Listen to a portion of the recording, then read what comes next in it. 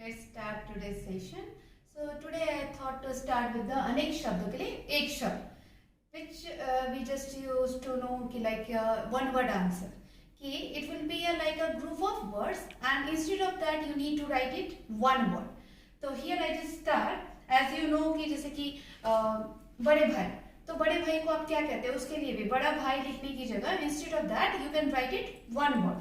So I just give you example. बड़ा भाई और भाइयों में बड़ा, you can get it in any kind, बड़ा भाई और भाइयों में बड़ा, सो उसे हम कहते हैं अग्रज. अग्र का मतलब होता है आगे, मतलब कि जो सबसे आगे रहता है. तो बड़ा है तो ऑब्वियसली वो सबसे आगे होगा, तो इसीलिए हम इसे कहते हैं अग्रज. तो अनेक शब्दों के लिए एक शब्द में ना आपको थोड़ा सा दिमाग यूज करना है कि आप अगर उसी ग्रुप ऑफ वर्ड्स को पढ़ोगे ना तो आपके आंसर्स उसी में होते हैं. कुछ वर्ड्स होते हैं जो थोड़े से डिफरेंट होते हैं, that I understand. Instead of that बड़ा भाई, then I will write it छोटा भाई. तो इसे अग्र का मतलब मैंने बताया कि बड़ा, यहाँ पे अनु, अनु का मतलब होता है छोटा और वही हो जाएगा ज. तो ये हो गया अनुज, मतलब कि सबसे छोटा.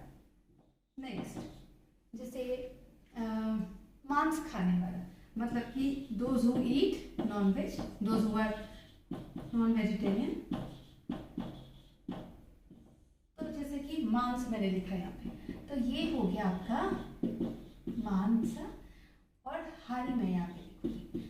तो कहने का मतलब मांसाहारी, तो ये था मांस, ये आया, ये हो गया आहारी, मतलब मांस को खाने वाला. आहार का मतलब जो आप खाना खाते हो, जिसे आप ग्रहण करते हो, तो मांसाहारी. उसी तरह चौथा है, यहाँ पे लिखेंगे शाक सब्जी खाने वाला, मतलब कि जो वेजिटेरियन है. तो यहाँ भी हम क्या लेंगे, इससे भी आपको एक क्लू मिल सकता है, ये है शाक, तो ये हो जाएगा आहार, शाकाहारी. And one more thing I just wanted to tell you is shakahari. Here I have seen many students, they used to write it sakahari, and they while pronouncing they just say ki sakahari, but they used to write it sakahari, but it's a wrong. The correct one is a shakahari. So you should always use this, not this.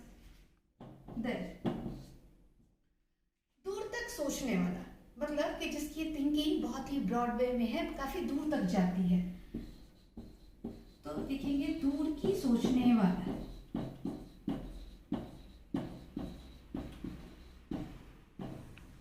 तो जैसे दूर, तो यहाँ पे आएगा दूरदर्शी. तो यहाँ पे जैसे सोचने वाला है ना, तो कहने का मतलब कि जिसकी थिंकिंग बहुत ब्रॉड है, मतलब कि जो ना फ्यूचर के बारे में भी थोड़ा सा पहले से ही अज्यूम कर सकता है, इसीलिए यहाँ पे ये दर्शी. तो ये दर्शन का मतलब जैसे कि हम जानते हैं कि देखना, तो यहाँ पे देखने को रिलेट किया गया है सोचने वाला, कि मतलब जो फ्यूचर के बारे में पहले से ही प्रिपेयर्ड है और उसे मतलब वो अज्यूम कर सकता है कि क्या होने वाला है, तो उसे ही हम दूरदर्शी कहते हैं. इवन जो आंखों के सामने है, ठीक है,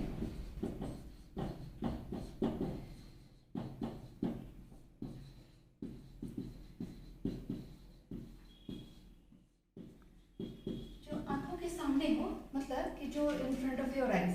तो कहने का मतलब जो चीजें आपको दिख रही है. तो एक वर्ड है आपका प्रत्यक्ष. प्रत्यक्ष का मतलब वही होता है कि जो सामने से आपको दिख रहा है. तो कुछ वर्ड आपको आपकी आंसर खुद ही बता देते हैं, जो ग्रुप ऑफ वर्ड है आपका. बस थोड़ा सा स्ट्रेस देने की जरूरत है. जहां जहां जाना कठिन,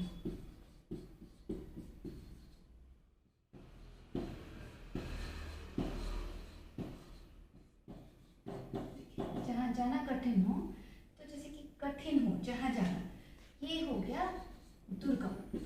दुर्गम मतलब एक तो मुश्किल, दुर्गम मतलब, गम का मतलब होता है जाना, ऐसे संस्कृत वर्ड भी है.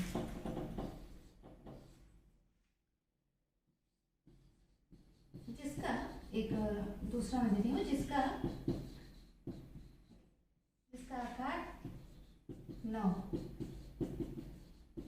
बोलते हैं निराकार। जैसे कि आप लोगों को अगर याद नहीं होगा, जैसे हम अपोजिट वर्ड्स पढ़ते हैं ना, विलोम शब्द, तो उसमें एक वर्ड आता है आकार और उसका विलोम शब्द हम लिखते हैं निराकार। तो वही सेम है, जिसका आकार ना हो। अगर मैंने सिर्फ आकार भी लिखा तो यहाँ पे अपोजिट वर्ड क्या आएगा, निराकार। आकार का मतलब जिसका क्या, जिसका रूप है, और निराकार का मतलब जिसका कोई रूप नहीं है। तो वही बस यहाँ पे इसे ग्रुप ऑफ वर्ड में लिख दिया गया है और आंसर तो आपका वही होगा, क्योंकि आकार न हो यहाँ पे मेंशन। तो बस थोड़ा सा दिमाग लगाने की जरूरत है, ये काफी आसान है। अनेक शब्दों के लिए तो लोगों को लगता है कि हमें ना मेमोराइज करना होगा, बट अगर आप इन वर्ड्स के मीनिंग के तहत जाओगे तो काफी आसान होगा आपके लिए इसके आंसर्स बताना। तो please watch it till and, please like and subscribe. Thank you.